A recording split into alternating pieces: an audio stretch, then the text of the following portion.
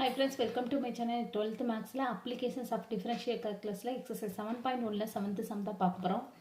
என்ன கொடுத்திருக்காங்கன்னா a beacon makes one revolution every 10 seconds.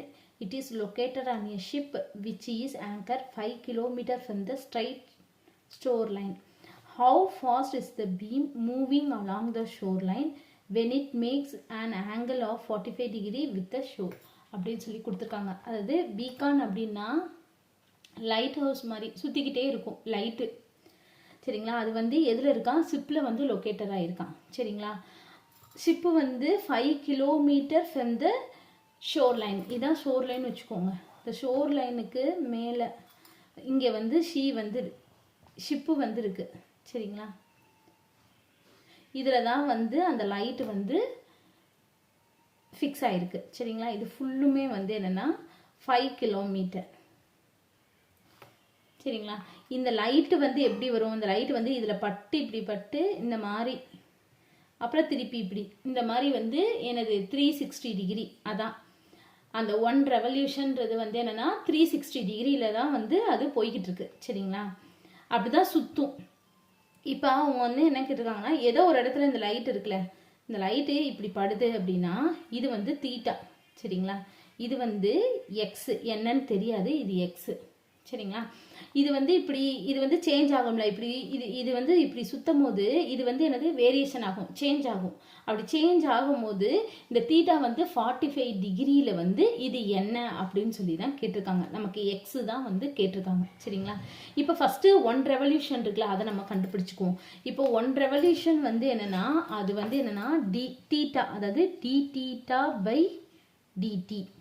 சரிங்களா? இது வந்து என்னது 2π/10. அது கொடுத்துருக்காங்க பாருங்க. 1 ரெவல்யூஷன் எவ்ரி 10 செகண்ட். சரிங்களா? அப்போ 1 செகண்ட் அப்படின்னும் போது அந்த 360/10ன்னு வரும். நம்ம 360 வந்து ரேடியேஷனில் எழுதும் போது 2π/10 அப்படின்னு சொல்லி எழுதிக்கிறோம். சரிங்களா?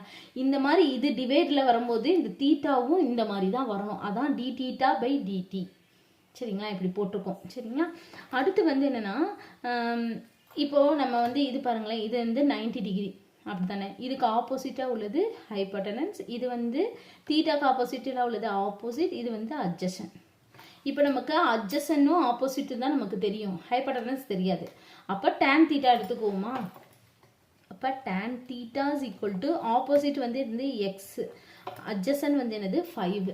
அப்போ எக்ஸ் இஸ் ஈக்குவல் டு என்னது, இது மல்டிப்ளைல போயிடும். அப்போ 5 டேன் தீட்டா நமக்கு தேவை இதுதான். இப்போ நான் என்ன சொன்னேன் ஃபஸ்ட்டே, இது வந்து சேஞ்ச் ஆகும். அப்படி சேஞ்ச் ஆகிறது நமக்கு 45 டிகிரியில் இருக்கும் போது இது என்னன்னு தான் கேட்டிருக்காங்க. அப்போ சேஞ்சுன்னு வந்தாலே இது என்ன பண்ணணும், டிஃபரன்ஷியேஷன் பண்ணணும். சரிங்களா? அப்போ இதை டிஃபரன்ஷியேட் பண்ணி வித் ரெஸ்பெக்ட் டு என்னது டீயை பொறுத்து தான் டிஃபரன்ஷியேட் பண்ணுறோம். டிஃபரன்ஷியேட் வித் ரெஸ்பெக்ட் டு டீயை பொறுத்து தான் நம்ம டிஃபரன்ஷியேட் பண்ணுறோம். அப்போ இது பண்ணும்போது என்னாகும், dx/dtன்னு மாறிடும். 5 வந்து கான்ஸ்டன்ட் வச்சுக்கோங்க. tan தீட்டாவை டிஃபரன்ஷியேட் பண்ணால் secant square theta. Differentiation of tan theta secant square theta formula. சரிங்களா? இப்போ தீட்டா இங்கே டி இருக்கு, இங்கே தீட்டா இருக்கு. அப்போ தீட்டாவை திருப்பி டிஃபரன்ஷியேட் பண்ணணும். அப்போ என்னது டி தீட்டா பை டிடி. சரிங்களா? அப்போ dx/dt 5 சீக்கன் ஸ்கொயர் தீட்டா. தீட்டாவோட வேல்யூ வந்து இங்கே சப்ஸ்டிட்யூட் பண்ணணும். தீட்டாவோட வேல்யூ வந்து என்னது, theta is equal to 45 degree. அப்போ இந்த 45 டிகிரியை வந்து நம்ம இங்கே போட போகிறோம். அப்போ secant square 45 degree d theta by dt இது வந்து நமக்கு தெரியும் 2π/10ன்னு சொல்லி நமக்கு தெரியும். அதை போட போகிறோம். 2π/10. அப்போ 5 cos 45 டிகிரி 1/, அதாவது cos 45 டிகிரியோட வேல்யூ வந்து 1/√2. சரிங்களா? அதே இது சீக்கன் அப்படின்னா இதோட ரெசிப்ரோக்கல் தான். சீக்கன் 45 டிகிரி வெறும் √2 தான். சரிங்களா? இதோட ரெசிப்ரோக்கல் தான் வந்து சீக்கன் 45 டிகிரி. ஏன்னா சீக்கன் theta is equal to 1/cos theta நமக்கு தெரியும். சீக்கன் theta is equal to 1/cos theta அப்படின்னு சொல்லி நமக்கு தெரியும். அப்போ இந்த 1/√2 இங்கே போகும்போது இது மேலே போயிடுச்சுன்னா √2 தான். அப்போ சீக்கன் 45 டிகிரி √2. சரிங்களா? அப்போ இங்கே வந்து √2 த ஹோல் ஸ்கொயர்டுன்னு போடணும். ஏன்னா இதுக்கு ஸ்கொயர்டு இருக்கிறதுனால நம்ம ஸ்கொயர் போட்டுறோம். இன்ட்டு 2π/10. இப்போ அடித்து கொடுத்தோம்னா 2 இது போயிடும்.